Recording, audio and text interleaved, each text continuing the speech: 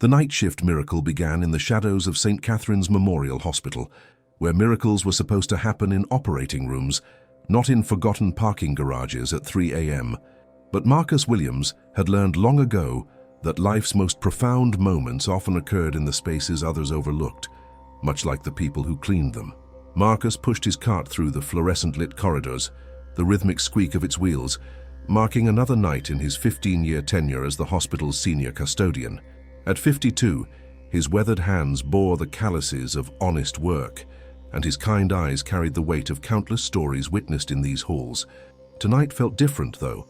The silver cross pendant his late wife Sarah had given him, worn smooth from years of nervous fingering, seemed heavier against his chest, as if pulling him towards something he couldn't yet understand. The parking garage's level B was his final stop, a concrete cavern where the echo of footsteps died quickly and shadows pooled in corners that daylight never touched. It was here, between the support pillars marked B7 and B8, that Marcus first saw him, a figure crumpled beside a black sedan, motionless in a way that made Marcus's pulse quicken. The man appeared to be in his early 60s, his expensive suit wrinkled and torn at the shoulder. His breathing was shallow, labored, and a thin line of blood traced from his temple to the cold concrete. No wallet visible, no identification, just a stranger who needed help in a place where help rarely wandered. Marcus knelt beside him, his maintenance training kicking in. Check for responsiveness, clear the airway, call for help. But as he reached for his radio, something made him pause. The man's fingers were clutched around a small, leather-bound notebook, and even unconscious, he seemed to be protecting it with desperate determination. "Sir, can you hear me?" Marcus's voice echoed in the empty garage. The man stirred slightly, his lips moving in what might have been words or might have been pain.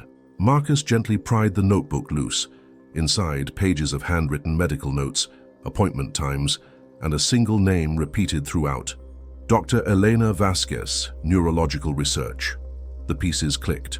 Dr. Vasquez ran the hospital's experimental program for degenerative neurological conditions. Marcus had cleaned her lab countless times, had seen the hope and desperation in her patients' faces. This man wasn't just anyone. He was someone fighting a battle most people never saw. Emergency arrived within minutes of Marcus's call, but those minutes stretched like hours as he held the stranger's hand, feeling the weak but steady pulse that meant life was still choosing to stay. The paramedics worked with practiced efficiency, but Marcus noticed their sudden change in demeanor when they found the man's driver's license in his jacket's inner pocket. "Holy shit," whispered the younger EMT, then caught himself. "Sorry, this is Alexander Hartwell," the senior paramedic finished, his voice dropping to a reverent whisper. Alexander Hartwell, the name that graced the hospital's main entrance, the billionaire philanthropist whose donations had built 3 new wings and funded countless research programs. The reclusive owner who, according to hospital gossip, hadn't been seen on the premises for months. As the ambulance disappeared into the night, Marcus remained in the parking garage, cleaning supplies forgotten. He stared at the small dark stain on the concrete where Alexander had lain and fingered his silver cross. Sarah used to say that angels sometimes came disguised as janitors, doing God's work in places where no one was watching. Tonight, Marcus wondered if it worked the other way around too. The leather notebook lay forgotten beside his cart. Inside its pages, beyond the medical appointments and research notes, Marcus discovered something else: detailed observations about hospital staff, schedules, security protocols, and financial irregularities. The handwriting grew shakier toward recent entries, but the content grew more urgent. Board meeting moved up, Klein pushing competency evaluation, trust documents missing from safe. Marcus understood enough about corporate battles to recognize a war being fought in boardrooms, while the warrior lay vulnerable in a hospital bed. He also understood something else. Sometimes the person who cleaned the offices after hours was the only one who saw what really happened in the shadows. The silver cross caught the garage's harsh lighting as Marcus made his decision. He would return the notebook, but not before ensuring that Alexander Hartwell, patient, not just benefactor, received the protection he clearly needed. Sarah had always said that kindness was a choice, not an accident. Tonight, Marcus chose to be more than just a witness to another person's struggle. As he wheeled his cart toward the elevator, Marcus didn't notice the black SUV that had been parked in the garage's far corner for the past hour, or the figure inside who had watched the entire rescue unfold. Some battles, he was about to learn, began the moment you decided to care about someone powerful. People wanted to forget. The elevator doors closed with a soft chime, carrying Marcus toward a confrontation he couldn't yet imagine, one that would transform a night shift janitor into something much more dangerous. A man who knew too much, cared too deeply, and possessed the one thing that could save or destroy Alexander Hartwell's life. The silver cross swayed gently as the elevator climbed, and Marcus Williams prepared to discover what happened when angels and billionaires collided in the sterile corridors of St. Catherine's Memorial Hospital. Morning arrived at St. Catherine's with the systematic efficiency that Marcus had come to both appreciate and fear. Shift change brought daylight through the hospital's tall windows, transforming the mysterious corridors of night into the bustling pathways of healing and hope. But it also brought scrutiny, hierarchy, and the uncomfortable reminder that some people were seen while others remained invisible. Marcus had barely finished securing his equipment when the summons came. Report to administration immediately. The message, delivered by a nervous orderly who wouldn't meet his eyes, carried the weight of trouble. In 15 years of service, Marcus had been called upstairs exactly twice. Once for a commendation after he'd prevented a patient's suicide attempt, and once for a reprimand when he'd been caught giving leftover cafeteria food to homeless individuals outside the hospital. The administrative wing existed in a different universe from the rest of St. Catherine's. Here, carpet replaced linoleum, and the scent of fresh flowers masked the antiseptic smell that permeated the building. Marcus's work boots felt suddenly loud against the polished floors as he was escorted past offices with titles that spoke of power: Chief Financial Officer, Director of Operations, Vice President of Strategic Development. Eleanor Klein's office occupied a corner suite with windows overlooking the city's financial district. As the hospital's chief administrative officer and chair of the board's oversight committee, she was the kind of woman who spoke in measured tones and smiled without warmth. Her silver hair was pulled into a perfect chignon, and her navy suit suggested authority that brooked no disagreement.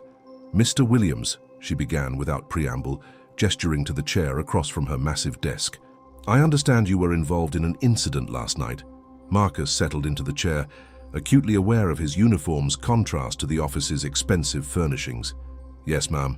Found a man unconscious in the parking garage. Called for help." "Yes, I've read the report." Klein's fingers drummed against a manila folder. "You also took possession of personal property belonging to the patient." "The notebook. I was going to return it. Seemed important." "Important." Klein's smile was razor-thin. "Mr. Williams, do you understand the concept of patient confidentiality? The legal implications of unauthorized access to private medical information?" The silver cross felt warm against Marcus's chest as he recognized the trap being set. He'd seen this dance before, the way powerful people used regulations and procedures as weapons when inconvenient truths surfaced. "I didn't read anything I shouldn't have. Just wanted to make sure he got his belongings back." "Of course." Klein opened the folder, revealing what Marcus recognized as his employment file. 15 years of service, commendations, perfect attendance records, all suddenly vulnerable to reinterpretation. "You've been an exemplary employee, Marcus. That's why this situation is so disappointing." The door opened, and another figure entered, James Patterson, the hospital's head of security. A former police detective with cold eyes and the bearing of someone accustomed to intimidation, Patterson had arrived 6 months ago and immediately implemented new protocols that seemed designed more to control information than protect patients. "The notebook, Mr. Williams," Patterson said without introduction, extending his hand. Marcus reached into his jacket pocket, feeling the weight of the leather-bound journal that had consumed his thoughts throughout the remaining hours of his shift. Inside were secrets that could destroy careers, financial irregularities that suggested corruption, and medical information that painted a picture of a brilliant man fighting to maintain his autonomy while others circled like vultures. "There's been a misunderstanding," Klein continued as Marcus handed over the notebook. "Mr. Hartwell is unwell, has been for some time. The board has been aware of his condition and has been working to ensure proper medical care while protecting both his privacy and the hospital's interests." Proper medical care. Marcus found his voice, though it carried a tremor he hadn't expected. The man was unconscious in a parking garage at 3 in the morning. Patterson stepped closer, his presence filling the space like a threat. Mr. Hartwell has been struggling with episodes of confusion and disorientation. Last night was unfortunate, but not uncommon for someone in his condition. The family has been working with us to ensure his safety and dignity. Family? Marcus had cleaned enough executive suites to know that Alexander Hartwell was a widower with no children. His closest relatives, distant cousins who lived across the country. Professional family, Klein clarified smoothly. His legal team, his medical advisors, the board members who've worked with him for decades. We're his family now, Mr. Williams, and families protect each other. The threat hung in the air like antiseptic, sharp and cleansing, and designed to eliminate anything that might cause infection or inconvenience. Marcus understood that his 15 years of service, his spotless record, his reputation among staff and patients meant nothing in this room.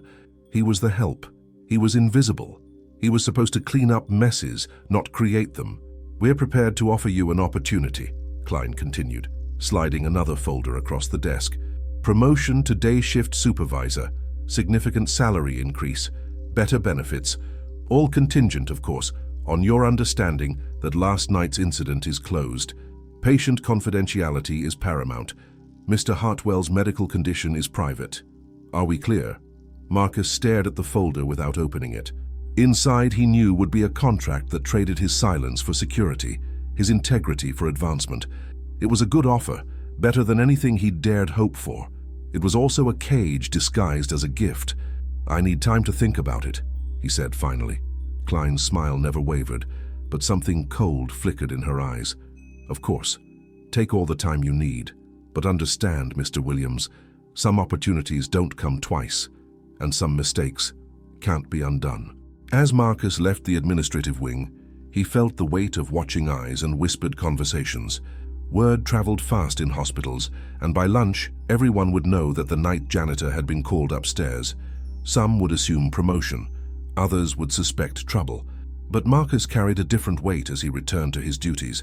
The knowledge that Alexander Hartwell, brilliant, powerful, vulnerable, was fighting a battle he might not even know he was losing. And somewhere in the sterile corridors of St. Catherine's Memorial Hospital, the only person who might be able to help him was a man whose greatest qualification was that he saw everything and was seen by no one. The silver cross caught the afternoon light streaming through the windows, and Marcus Williams began to understand that some miracles required more than faith. They required courage. 3 nights later, Marcus found him again. This time, Alexander Hartwell wasn't unconscious in a parking garage. He was sitting fully dressed in a wheelchair by the window of the hospital's rehabilitation wing, staring out at the city lights with the focused intensity of a man trying to solve an impossible puzzle. The expensive suit had been replaced by hospital scrubs, but his posture remained erect, dignified, fighting against whatever was trying to diminish him. Marcus had been cleaning the corridor when he noticed the figure silhouetted against the window. Visiting hours had ended long ago, and this wing was supposed to be empty, except for overnight staff. But there sat Alexander Hartwell, very much awake and very much alone. "You're not supposed to be here," Marcus said softly, pushing his cart closer. Alexander turned, and for a moment, Marcus saw the flicker of confusion that had probably convinced the board he was losing his mind. Then recognition dawned, sharp and clear as morning light. "You're the man from the garage." Alexander's voice carried the authority of someone accustomed to being heard, but underneath lay a tremor that spoke of battles fought in silence. "You saved my life, just did what anyone would do." "No." Alexander's eyes, brilliant blue, undimmed by whatever condition was attacking his body, fixed on Marcus with laser intensity. "That's where you're wrong. Most people would have called security first, asked questions later. You called the paramedics." Marcus positioned himself so he could watch the corridor while they talked. Hospital politics had taught him that some conversations were dangerous to overhear, and this felt like one of them. "You're supposed to be in your room, aren't you?" A bitter laugh escaped Alexander's lips. "Supposed to be. Yes, I'm supposed to be many things. Mr. Williams. Marcus Williams. Marcus." Alexander rolled the name around as if testing its weight. "Do you know what they're saying about me, Marcus? That I'm losing my mind. Dementia, early-stage Alzheimer's, pick your favorite diagnosis.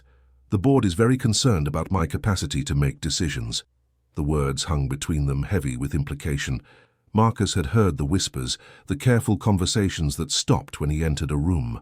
Alexander Hartwell was sick. Alexander Hartwell was confused.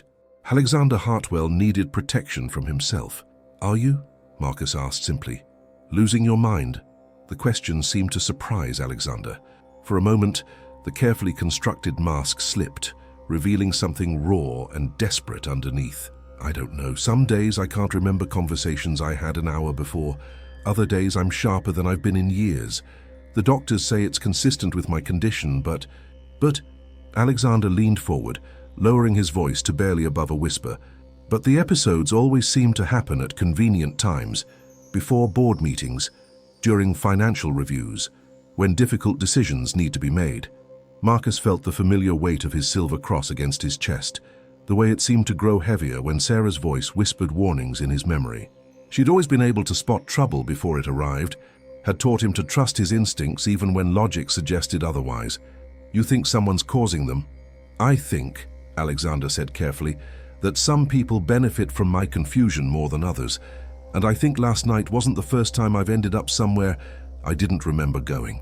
The implications hit Marcus like a physical blow.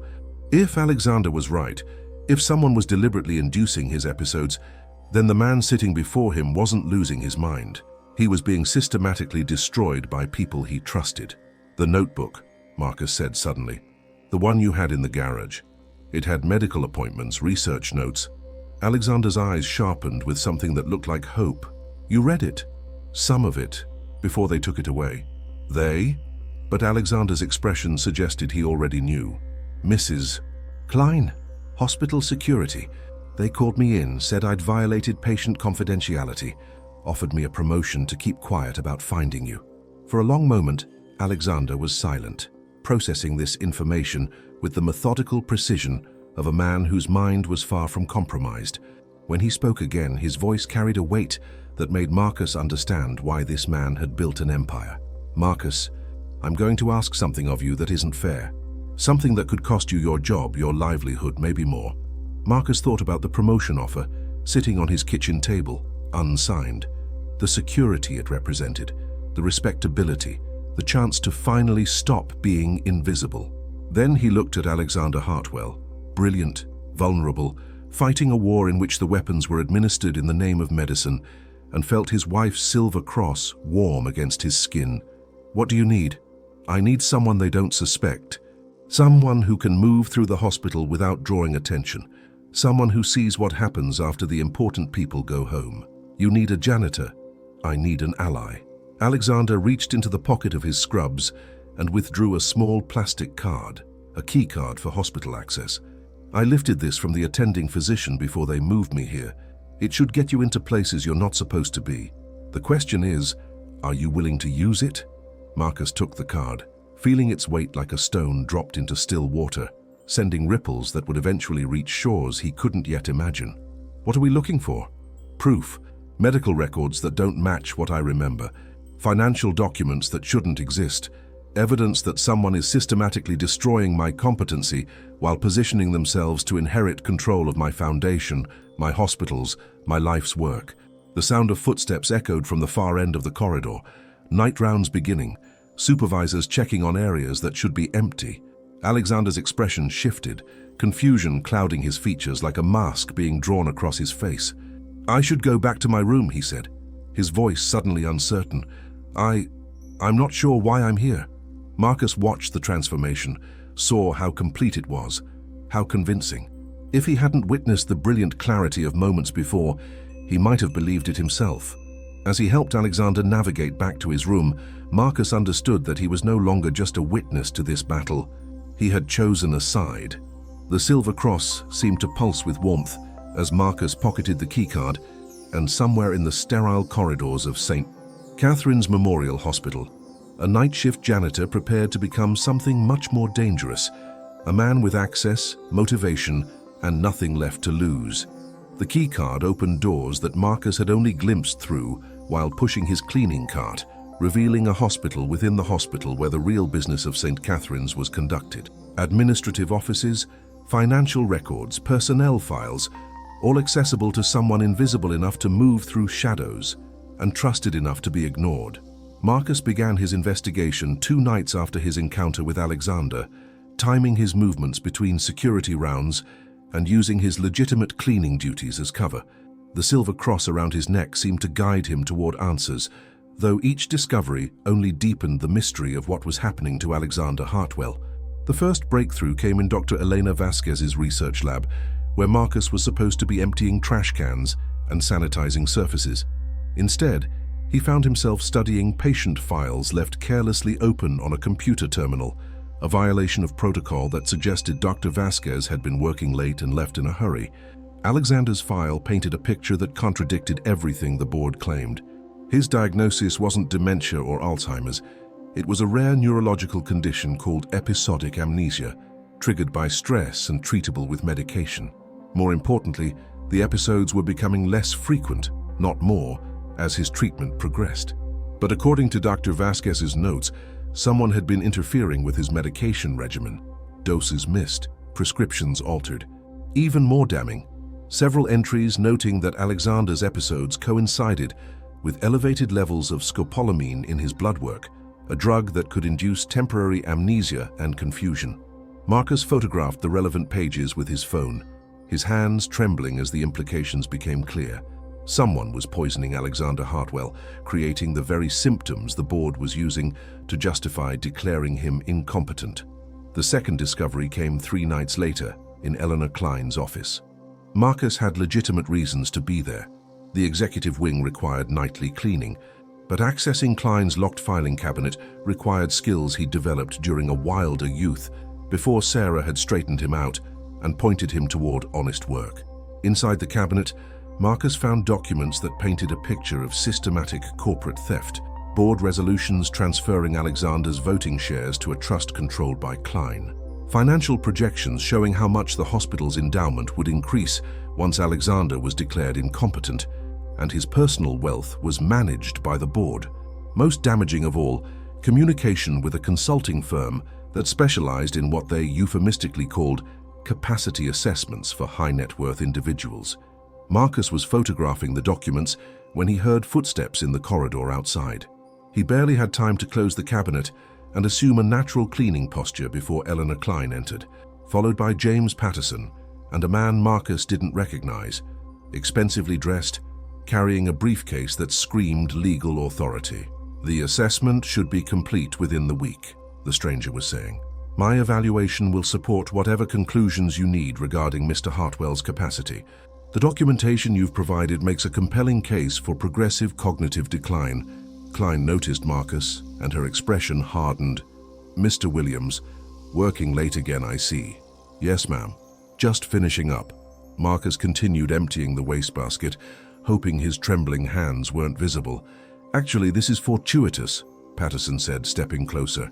"We've been having some security concerns, equipment going missing, unauthorized access to sensitive areas. I don't suppose you've noticed anything unusual during your rounds?" The question felt like a trap, each word weighted with suspicion. Marcus kept his eyes on his work, fighting the urge to run. "No, sir. Nothing unusual." Patterson's voice suggested he didn't believe a word. "Well, keep your eyes open. We're implementing new protocols starting Monday. Enhanced security measures, background checks for all staff with after-hours access." Marcus nodded, gathered his supplies and left the office with the measured pace of a man who had nothing to hide. But as he walked down the corridor, he felt their eyes following him, felt the net of suspicion tightening around him. The third discovery, made later that same night, confirmed his worst fears. In the hospital's pharmacy records, Marcus found a pattern of unusual prescriptions written for Alexander Hartwell, medications that contradicted Dr. Vasquez's treatment plan, ordered by physicians who weren't part of his care team, dispensed at times when Alexander's episodes were most severe. The prescribing physician was someone Marcus recognized, Dr. Michael Chen, a psychiatrist whose office was 3 floors above Alexander's room. More importantly, Dr. Chen was listed as a paid consultant for the same firm mentioned in Klein's documents, the company that specialized in capacity assessments. Marcus was printing copies of the prescription records when his phone buzzed with a text from an unknown number. "Stop digging or you'll end up like your wife." The message hit him like a physical blow, sending waves of grief and fear crashing through his chest. Sarah's death 3 years ago had been sudden. A heart attack, the doctors said, brought on by stress and overwork. But she'd been healthy, active, careful about her diet and exercise. She'd also been asking questions about financial irregularities at the community center, where she volunteered, questions that had made some wealthy board members uncomfortable. Marcus stared at the phone, his hands shaking as the implications sank in. If they knew about Sarah, if they were capable of... He couldn't finish the thought, but the message was clear. Back off or face consequences that extended beyond losing his job. He looked around the empty pharmacy, suddenly aware of how alone he was, how vulnerable. The security cameras that covered every inch of the hospital, the badge readers that tracked his movements, the cell phone towers that logged his location. If they wanted to destroy him, or worse, they had every tool they needed. But as Marcus prepared to delete the photos, to abandon his investigation, to accept the promotion and disappear into comfortable silence, he heard Alexander's voice echoing in his memory. "I need an ally."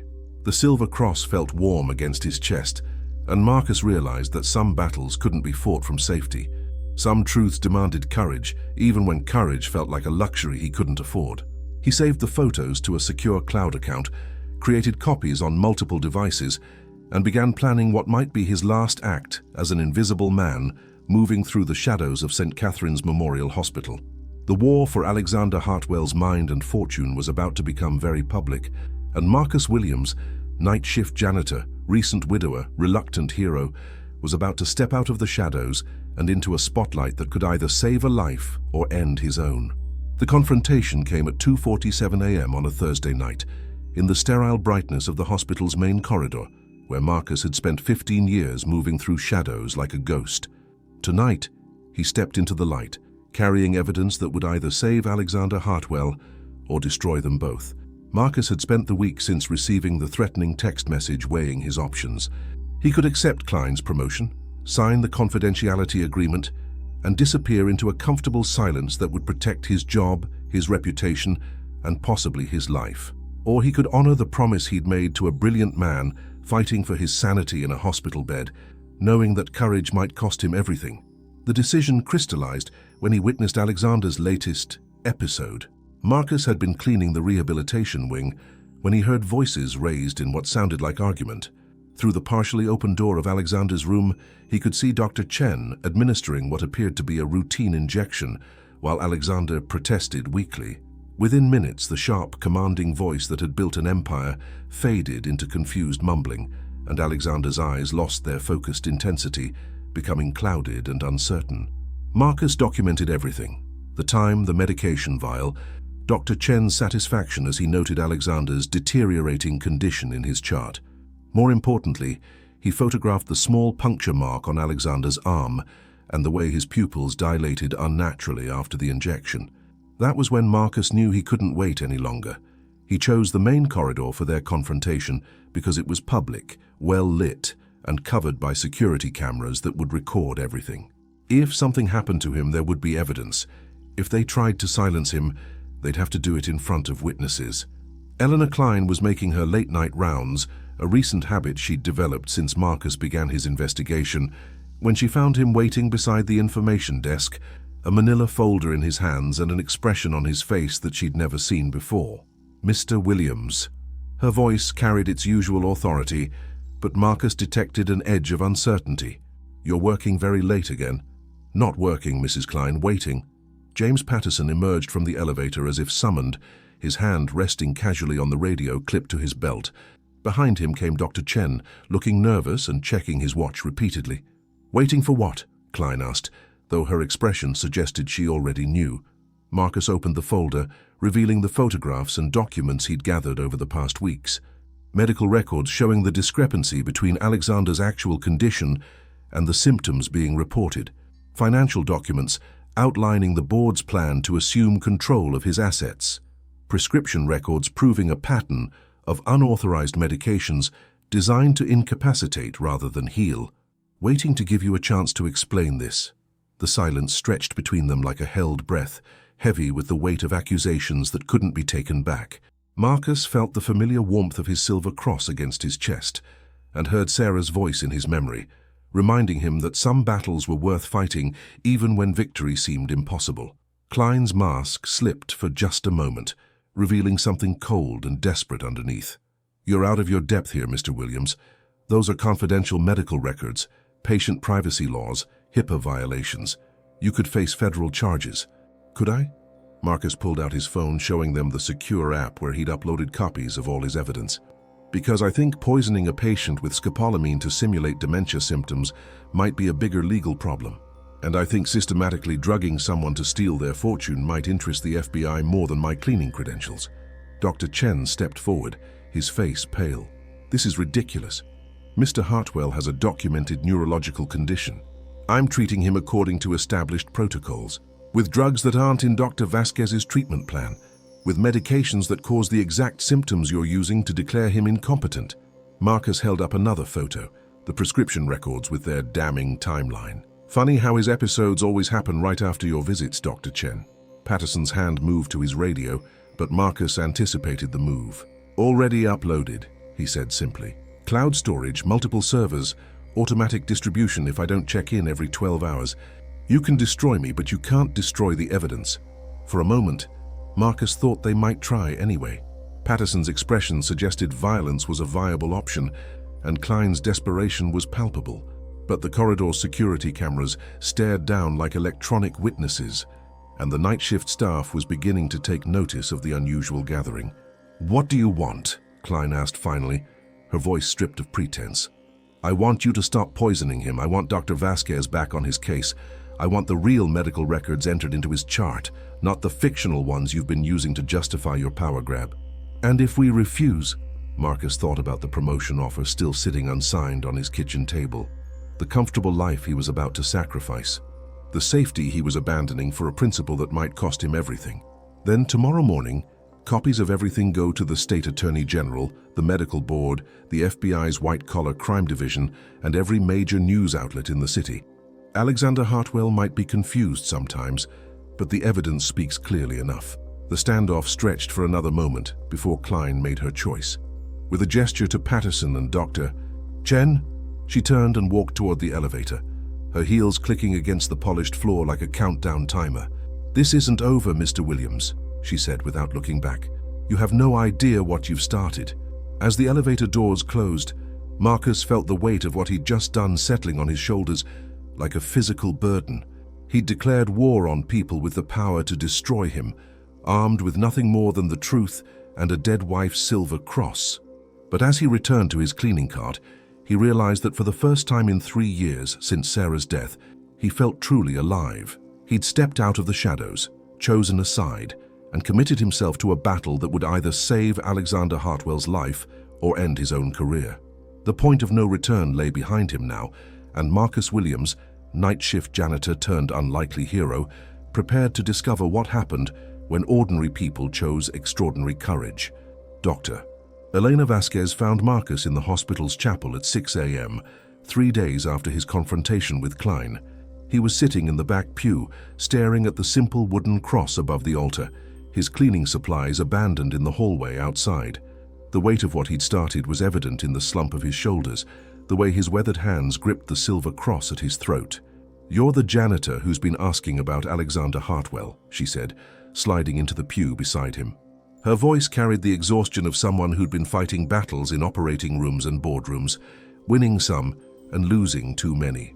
Marcus studied her face, intelligent brown eyes, graying hair pulled back in a practical ponytail, the kind of tired determination that came from years of fighting for patients against institutional indifference. "Dr. Vasquez, I was hoping to talk to you. I know. Word travels fast in hospitals, especially when someone starts threatening powerful people with evidence of medical malpractice." She paused, seeming to weigh her words carefully. "They removed me from Alexander's case yesterday, effective immediately, citing concerns about my professional judgment." Marcus felt his heart sink. Without Dr. Vasquez, Alexander would be completely at the mercy of doctors who were actively working to destroy his mental capacity. "I'm sorry. I tried to help, but I think I just made things worse." "Made things worse?" Elena laughed, but there was no humor in it. Marcus, can I call you Marcus? You're the first person in months who's had the courage to say what we all suspected but couldn't prove, that Alexander isn't losing his mind, he's being systematically poisoned. The words hung between them in the chapel's quiet air, sacred and damning at the same time. Marcus felt the familiar warmth of his silver cross and realized that Sarah's memory had led him not just to this battle, but to an ally who understood the stakes. We? He asked. There are others. Nurses who've noticed irregularities in Alexander's medication schedule, lab technicians who've questioned unusual drug levels in his blood work, even some doctors who remember what Alexander was like before this started. Brilliant, sharp, completely in control of his faculties. Elena reached into her medical bag and withdrew a tablet computer, its screen showing what appeared to be normal hospital schedules and duty rosters. But when she entered a password, the display changed to reveal something else entirely. A secure communication network connecting dozens of hospital staff members. We've been documenting everything, she continued. Every suspicious medication order, every unusual blood test result, every time Alexander's episodes coincided with convenient timing for the board. We just didn't have someone with access to the administrative side of the conspiracy. Marcus stared at the tablet, seeing names he recognized. Nurses he'd worked alongside for years, lab technicians who'd always treated him with respect, even a few doctors who still believed in the oath they'd taken to do no harm. How long have you known? Suspected for months. Known for certain since you started your investigation.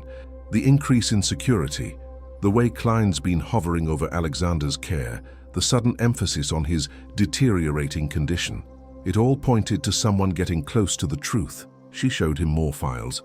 Detailed medical analyses proving that Alexander's cognitive decline was artificially induced, financial records suggesting massive insurance fraud, even correspondence between board members discussing their timeline for having Alexander declared incompetent.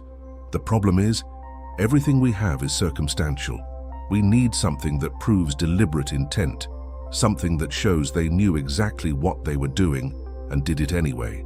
Marcus pulled out his own phone, showing her the photographs he'd taken of Klein's files and Dr. Chen's prescription records. Would these help? Elena's eyes widened as she scrolled through the images. Marcus, this is everything we need. Financial motive, method, timeline. It's a complete case for criminal prosecution. Then why haven't you gone to the authorities? Because, a new voice said from behind them, some of the authorities are part of the problem. They turned to see Detective Sarah Monroe approaching, a tall woman with sharp eyes and the bearing of someone accustomed to asking uncomfortable questions.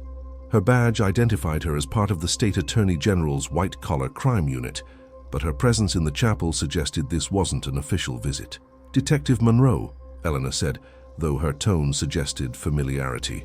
I wasn't expecting you. Elena called me after your little confrontation with Klein made the hospital gossip network, Monroe explained to Marcus. I've been investigating irregularities in several high-profile capacity cases across the state, elder abuse disguised as medical care, families and institutions systematically stealing from vulnerable patients. Alexander Hartwell's case fits the pattern. Marcus felt a surge of hope, followed immediately by suspicion. If you're investigating, why hasn't anything been done? Monroe's expression darkened. Because some of the judges reviewing these cases have financial ties to the consulting firms providing the capacity assessments. Because some of the prosecutors have received donations from the very institutions we're investigating. Because the system designed to protect vulnerable people is being used to exploit them. She sat down across from them, her voice dropping to barely above a whisper. What we need is evidence that can't be ignored, dismissed, or buried in bureaucratic delays. Evidence that's so compelling, so public, that no one can pretend it doesn't exist. Eleanor nodded toward Marcus. He might have exactly that. For the next hour, the three of them planned what would either be Alexander Hartwell's salvation or their mutual destruction. Monroe would coordinate with federal authorities who were outside the local corruption network. Helena would work with the underground staff network to document Alexander's true medical condition. Marcus would continue gathering evidence from inside the administrative structure, using his invisibility as a weapon against people who'd never bothered to consider that the help might be watching. There's something else, Monroe said as they prepared to leave. Alexander isn't the only victim. We've identified at least 6 other cases in the past 3 years. Wealthy individuals with convenient medical episodes, families who mysteriously gained control of estates, consulting firms that always reached the same conclusions about mental capacity. Marcus thought about the threatening text message, about Sarah's sudden death, about the pattern of people who asked inconvenient questions and faced convenient consequences. How many of the people investigating these cases are still alive? Monroe's silence was answer enough. As they left the chapel, Marcus felt the weight of his silver cross against his chest and realized that he'd moved beyond trying to save one man's life. He was now part of something larger, a battle against a system that preyed on the vulnerable and silenced anyone who dared to expose the truth. The war for Alexander Hartwell's mind and fortune had become a war for the soul of the institution Marcus had served faithfully for 15 years. And somewhere in the sterile corridors of St. Catherine's Memorial Hospital, a night shift janitor, prepared to discover whether truth was powerful enough to overcome money, influence, and the willingness to destroy anyone who stood in the way. The revelation came in the most unlikely place imaginable, the hospital's annual charity gala, where St. Catherine's Memorial celebrated its mission of healing, while the city's elite sipped champagne and wrote tax-deductible checks. Marcus wasn't supposed to be there. Janitors didn't mingle with billionaires, but his new role in Elena's underground network had taught him that sometimes the best way to hide was in plain sight. He wore the borrowed tuxedo awkwardly, feeling like an imposter among the genuine article, but his press credentials, courtesy of Detective Monroe's media contacts, granted him access to observe the evening's centerpiece, Alexander Hartwell's first public appearance since his health crisis began. The ballroom glittered with crystal and influence, filled with the kind of people who shaped the city's destiny over dessert courses and donation pledges. But Marcus's attention focused on the head table, where Alexander sat between Eleanor Klein and Dr. Chen, his movements carefully controlled, his responses to questions delayed just enough to suggest cognitive impairment. It was a masterful performance of manufactured decline, designed to convince an audience of potential witnesses that the rumors about Alexander's mental state were tragically accurate. But Marcus, armed with weeks of investigation and Elena's medical insights, could see the subtle signs of chemical manipulation. The slight tremor in Alexander's hands, consistent with scopolamine exposure. The way his pupils remained dilated despite the ballroom's bright lighting. The careful timing of his confusion during moments when important donors asked about his foundation's future.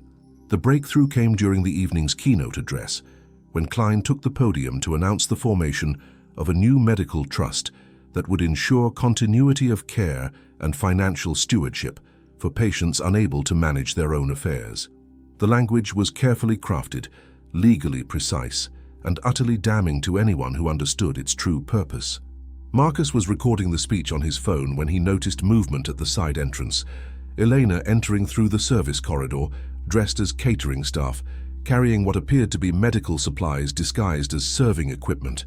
Their eyes met across the crowded ballroom and she nodded almost imperceptibly. The plan they'd developed over the past week was audacious in its simplicity. Publicly demonstrate that Alexander's symptoms were artificially induced by administering the antidote to scopolamine poisoning in front of an audience that included the city's most influential citizens, investigative journalists, and, thanks to Monroe's coordination, several undercover federal agents. But first, they needed to prove what Alexander was actually being given.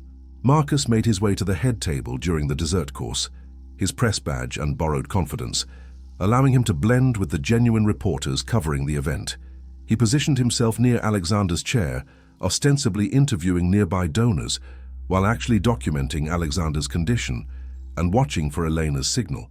It came during the coffee service, when Elena approached the head table with a silver tray that contained more than refreshments. Hidden among the cream and sugar was a small testing device that could detect trace amounts of various drugs in saliva or blood, a piece of equipment that Eleanor had borrowed from her research lab. "Excuse me, Mr. Hartwell," Eleanor said in perfect character as a concerned server. "You seem to have spilled something on your sleeve. May I help clean that?" As she dabbed at an imaginary stain with a napkin, Elena managed to collect a saliva sample from Alexander's water glass and run it through the concealed testing device. The results appeared on her phone seconds later. Massive levels of scopolamine, along with 2 other drugs designed to impair cognitive function and create symptoms of dementia. But Elena's investigation was noticed. Dr. Chen rose from his seat, his face pale with recognition and growing panic. "Security," he called, his voice carrying across the ballroom's polite conversation. "This woman is not authorized catering staff. She's impersonating—" "Actually," Detective Monroe's voice cut through the rising commotion as she appeared at the ballroom's main entrance, flanked by federal agents. "Dr. Vasquez is here as part of an ongoing criminal investigation into medical fraud, elder abuse, and conspiracy to commit theft." The ballroom fell silent, except for the soft clink of champagne glasses being set down, as the city's elite suddenly found themselves witnesses to the kind of drama they usually only read about in newspapers. Klein started to protest, started to invoke lawyers and jurisdictional challenges, but Elena was already moving toward Alexander with a small vial containing the antidote to scopolamine poisoning. "No!" Dr. Chen lunged forward, knocking over chairs in his desperation to stop her. "He's not stable. Any change in his medication could—" "Could what?" Eleanor asked as she administered the antidote via a small injection pen. "Could restore his normal cognitive function, could prove that everything you've been claiming about his condition is a fabrication designed to steal his fortune." The transformation was remarkable and immediate. Within minutes, the confused, hesitant man who'd been struggling to follow conversations was sitting straighter, his eyes clearing, his voice regaining its natural authority. "Ladies and gentlemen," Alexander said, rising from his chair with a dignity that commanded the room's attention, "I believe I owe you all an explanation about why I've appeared mentally compromised for the past several months." What followed was the most damning testimony Marcus had ever witnessed. Alexander's clear, detailed account of systematic poisoning, financial manipulation, and conspiracy to steal not just his personal fortune, but the assets of his medical foundation. He spoke with the precision of a brilliant mind that had been temporarily clouded but never truly diminished. The federal agents moved through the ballroom like reapers, serving warrants and making arrests while the city's elite watched in stunned silence. Klein, Dr. Chen, Patterson, all taken into custody while Alexander continued his testimony, his voice growing stronger with each revelation. But the evening's most powerful moment came when Alexander turned to address Marcus directly, acknowledging the courage of a night shift janitor who'd chosen to fight for a stranger's dignity when everyone else had looked the other way. "Sometimes," Alexander said, his hand resting on the silver cross that Marcus still wore beneath his borrowed tuxedo, "angels come disguised as ordinary people doing extraordinary things. Tonight I'm alive and free because one such angel chose to see what others pretended not to notice." The ballroom erupted in applause, but Marcus barely heard it. He was thinking about Sarah, about the courage she'd taught him, about the battles worth fighting even when victory seemed impossible. The war for Alexander Hartwell's mind and fortune was over. The war for justice was just beginning. The courtroom was packed 3 months later, filled with the kind of audience that usually gathered for celebrity trials or political scandals. The case of People versus Klein, Chen, Patterson et al. Had captured national attention, not just because of the victim's wealth, but because it revealed a systematic pattern of elder abuse that extended far beyond St. Catherine's Memorial Hospital. Marcus sat in the witness section, no longer invisible, his testimony scheduled for that afternoon. The borrowed tuxedo had been replaced by his best suit, still humble by courtroom standards, but worn with a dignity that came from knowing he'd chosen the right side of an impossible battle. Eleanor Klein's defense team had spared no expense, filling the courtroom with expensive suits and carefully crafted arguments about misunderstandings, medical necessity, and the tragic complexity of caring for patients with degenerative conditions. They painted her as a dedicated administrator who'd made difficult decisions in good faith, guided by medical experts and legal advisors. Dr. Chen's lawyers took a different approach, claiming he'd been manipulated by more powerful figures, that his actions were the result of pressure from hospital administrators and financial advisors who'd convinced him that aggressive treatment was in Alexander's best interest. Patterson's defense was simpler. He was security personnel following orders, ensuring the safety and privacy of a vulnerable patient whose condition made him a target for exploitation. But as Marcus listened to the opening statements, he realized that all the expensive legal maneuvering couldn't change the fundamental truth that Elena's underground network had documented. These people had systematically poisoned a brilliant man to steal his fortune, and they'd done it with the cold calculation that came from years of practice. The prosecution's case began with Detective Monroe presenting evidence of the broader conspiracy. 6 other victims, all wealthy individuals who'd experienced sudden cognitive decline, followed by convenient transfers of financial control to institutions or individuals who profited from their incapacity. This wasn't isolated medical malpractice, Monroe testified, her voice carrying the authority of someone who'd spent months untangling the web of corruption. This was organized crime disguised as healthcare, a systematic pattern of drugging vulnerable people to facilitate theft. Dr. Elena Vasquez followed, her medical testimony devastating in its clarity. She explained how scopolamine could be used to create symptoms indistinguishable from dementia, how the dosages found in Alexander's system were consistent with deliberate poisoning rather than any legitimate medical treatment, how the timing of his episodes corresponded exactly with the administration of these drugs. In 30 years of medical practice, Elena concluded, I have never seen a case where cognitive symptoms so conveniently supported the financial interests of the patient's caregivers. The pattern is too precise to be coincidental. Alexander himself took the stand on the second day, his testimony a masterclass in controlled fury. He described the terror of losing time, of waking up in places he couldn't remember going, of watching his life's work being systematically dismantled while he was powerless to stop it. They didn't just steal my money, he said, his voice steady, but his eyes blazing with righteous anger.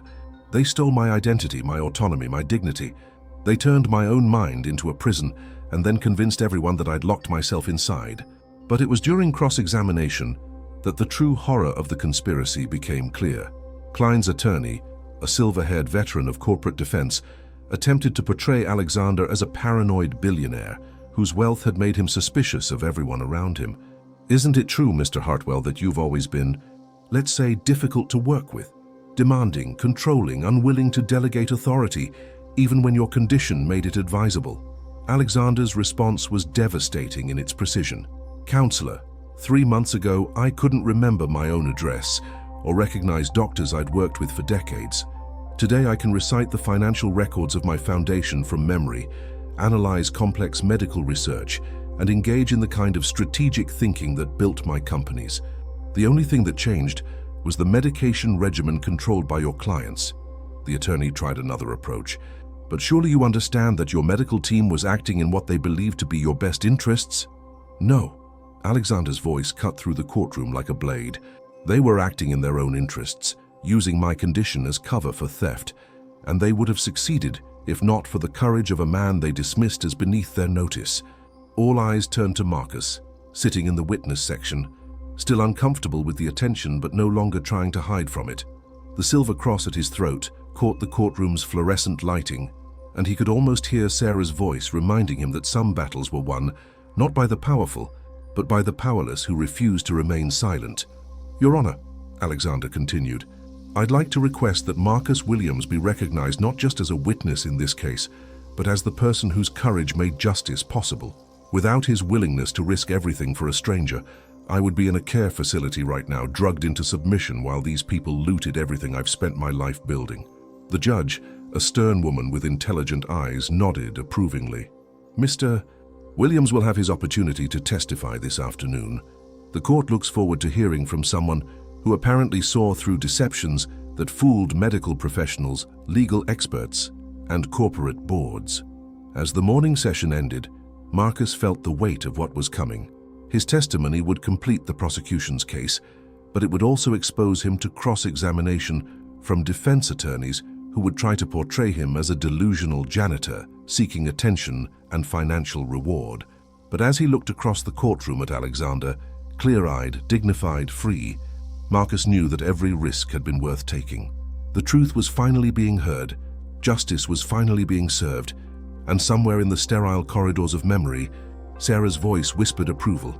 The reckoning was just beginning, but Marcus Williams, night shift janitor turned unlikely hero, was ready to finish what he'd started. Marcus's testimony began at 2 p.m. sharp, with the afternoon sun streaming through the courtroom's tall windows, casting everything in the kind of golden light that made truth feel inevitable. He approached the witness stand with the measured pace of a man who'd spent 15 years moving through shadows. But today, he walked in full view of everyone, carrying the weight of his silver cross and his wife's memory. The prosecutor, a sharp woman named Catherine Reed, began with simple questions designed to establish Marcus's character and credibility. His work history at St. Catherine's, his spotless record, his reputation among staff and patients. But Marcus knew the real battle would come during cross-examination, when expensive defense attorneys would try to destroy everything he'd built with a lifetime of honest work. "Mr. Williams," Reed continued, "please tell the court about the night of September 15th, when you first encountered Alexander Hartwell." Marcus described finding Alexander unconscious in the parking garage, the decision to help rather than simply call security, the notebook filled with medical appointments and financial concerns. His voice was steady, factual, but underneath lay the emotional weight of a moment that had changed two lives forever. "What made you decide to investigate further?" Reed asked. "At first I just wanted to return his notebook, but when I tried, I was told to keep quiet, offered a promotion to forget what I'd seen. That's when I knew something was wrong. In 15 years at that hospital, I'd never been offered anything for doing my job. When powerful people want to pay you to forget something, it usually means that something is worth remembering." The courtroom was absolutely silent, the kind of attention that Marcus had never experienced in his life. He could see Alexander at the plaintiff's table, nodding encouragement, Elena and Detective Monroe in the gallery, along with dozens of other hospital staff who'd been part of their underground network. Even some of the reporters looked genuinely moved, rather than simply hunting for sensational quotes. Reed walked him through the investigation, the keycard that had given him access to restricted areas, the financial documents in Klein's office, the prescription records that showed a pattern of deliberate poisoning. Each piece of evidence was methodically presented, photographed, authenticated. "Mr. Williams, you've worked as a janitor for 15 years. You have no medical training, no financial background, no law enforcement experience. What made you think you were qualified to investigate something this complex?" Marcus touched the silver cross beneath his shirt, feeling its familiar warmth. "My wife used to say that you don't need special training to recognize when something's wrong. You just need to care enough to pay attention. I'd been cleaning that hospital for 15 years, watching how people treated each other, seeing who got respect and who got ignored. When I saw what was happening to Mr. Hartwell, I recognized the same pattern I'd seen with other vulnerable people. Isolation, control, systematic removal of their voice and dignity. And what pattern was that?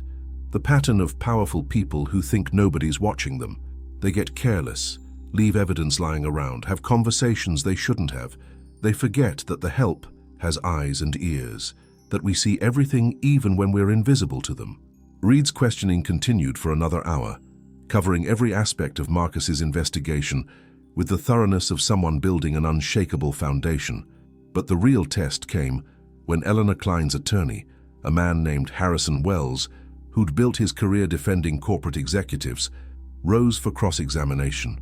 Wells approached like a predator sensing weakness, his expensive suit and condescending smile designed to emphasize the class differences between himself and the witness. "Mr. Williams, isn't it true that you were facing financial difficulties at the time you began this investigation?" "I was getting by, same as always. Same as always on a janitor's salary.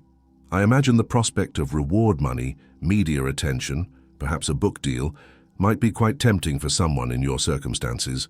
Marcus felt the familiar anger rising, the same fury that had driven him to confront Klein in the hospital corridor months ago. But instead of lashing out, he let the emotions settle into something colder, more precise. "Mr. Wells, do you know what a night shift janitor makes in this city? About $32,000 a year before taxes. Do you know what it costs to bury a wife who dies of a sudden heart attack? About $15,000, if you don't want anything fancy. Do you know what it feels like to work in a place for 15 years and have people look right through you like you don't exist?" "Mr. Williams, I'm not finished." Marcus's voice carried an authority that had been building for months. "You want to know about money? I turned down a promotion that would have doubled my salary, turned down the chance to move to day shift with better hours and more respect. I did it because I met a man who was being poisoned by people he trusted, and I decided his life was worth more than my comfort." Wells tried again. "But surely you can see how Emotional investment in this situation might have colored your interpretation of events. My emotional investment? Marcus stood up in the witness box, his anger finally finding its voice. You're damn right, I was emotionally invested. I watched these people drug a brilliant man into confusion, steal his life's work, and convince everyone that he was crazy. I watched them threaten me, try to silence me, even threaten my dead wife's memory. And you know what I discovered? Sometimes the only way to fight evil is to care more about justice than you do about your own safety. The courtroom erupted in applause, and the judge had to call for order. But in that moment, Marcus understood that he'd won more than a legal battle.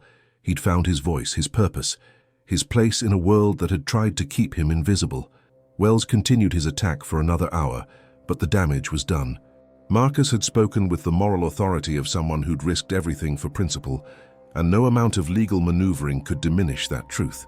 As he left the witness stand, Marcus caught Alexander's eye and saw something that made all the risks worthwhile: gratitude, respect, and the recognition that passes between people who fought the same battle and emerged victorious.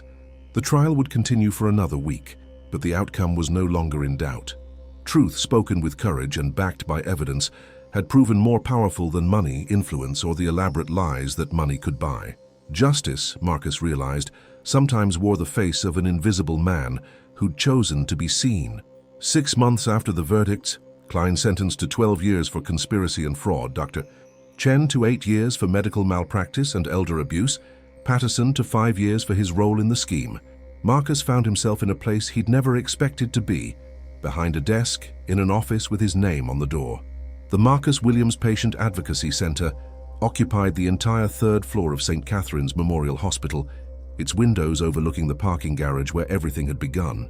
The space buzzed with quiet efficiency as social workers, legal advocates, and medical professionals worked together to protect vulnerable patients from the kind of systematic abuse that had nearly destroyed Alexander Hartwell. Marcus wore his new title, Director of Patient Protection Services, with the same uncomfortable dignity he'd brought to his borrowed tuxedo at the charity gala.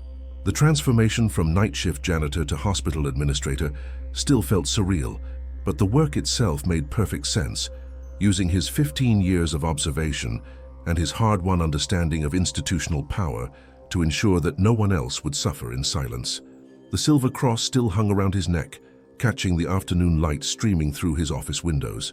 Sarah's presence felt stronger here than it had since her death, as if she approved of the path that her memory had set him on. A soft knock at his door interrupted his review of the morning's case files. Eleanor entered, now serving as the center's chief medical officer, carrying 2 cups of coffee and the satisfied expression of someone who'd just won another small victory. "The Henderson case?" Marcus asked, accepting the coffee gratefully. "Resolved. The family was trying to have him declared incompetent to access his pension, but we caught it early. His cognitive issues were actually medication interactions that his previous doctor had missed. He's home now, managing his own affairs, and very grateful for the intervention." It was their 7th successful case this month, part of a pattern that had emerged as the center's reputation spread throughout the medical community.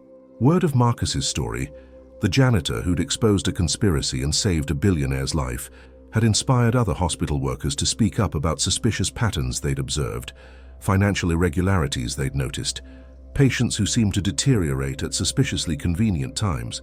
"Any word from Detective Monroe?" Marcus asked. Eleanor's smile widened. 3 more arrests in Chicago. Similar pattern to what we uncovered here. Capacity assessments, financial manipulation, systematic drugging to create symptoms of dementia. The task force she's heading has identified potential cases in 12 states now. The broader investigation had revealed that Alexander's case was just one node in a nationwide network of elder abuse, a sophisticated operation that had been stealing from vulnerable people for years. The publicity from the trial had encouraged other victims and their families to come forward, creating an avalanche of evidence that was still being processed by federal authorities. Marcus was reviewing files when his assistant, a former orderly named David who'd been part of Elena's underground network, announced that Alexander Hartwell had arrived for their weekly meeting. Alexander entered the office with the confident stride of a man who'd reclaimed his life and dignity. At 71, he was healthier than he'd been in years, his mind sharp and his energy focused on the foundation work that had always been his true passion. But it was the friendship that had developed between the two men that marked the real transformation, a bond forged in crisis and strengthened by mutual respect. "How are we doing?" Alexander asked, settling into the chair across from Marcus's desk with the easy familiarity of someone who'd helped design this office space. "Better than expected. The center's handled 43 cases this month, prevented 18 potential capacity challenges, and identified 12 instances of possible medical or financial abuse." "And the funding?" Marcus smiled. "Secure for the next 5 years, thanks to your foundation and the donations that keep coming in from people who've heard the story. We're actually thinking about expanding to other hospitals in the region." Alexander nodded approvingly. He'd insisted on funding the center, as both penance for what he'd suffered and as a way of ensuring that other vulnerable people would have advocates watching over them. But beyond the financial support, he'd become personally involved in the work, using his business connections and social influence to pressure other institutions to implement similar protection programs. "There's something else," Alexander said, pulling out a small velvet box. "I wanted to give you this." Inside was a medal, not ornate or expensive, but beautifully crafted and clearly meaningful. The inscription read, "For extraordinary courage in service of human dignity." "It's from the hospital board," Alexander explained. "The new board. They wanted to recognize what you did, not just for me, but for everyone who's benefited from your willingness to speak up."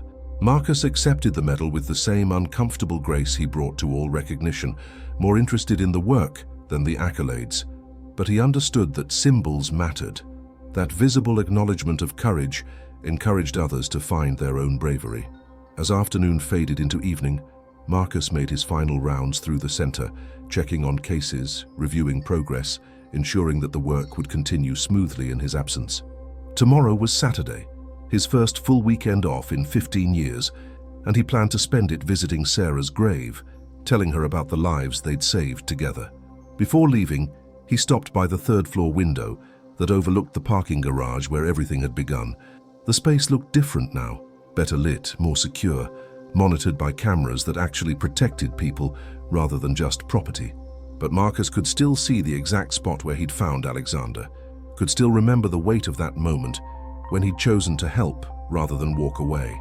His reflection stared back at him from the window's glass, a man transformed by circumstances he'd never chosen, but had met with courage he'd never known he possessed.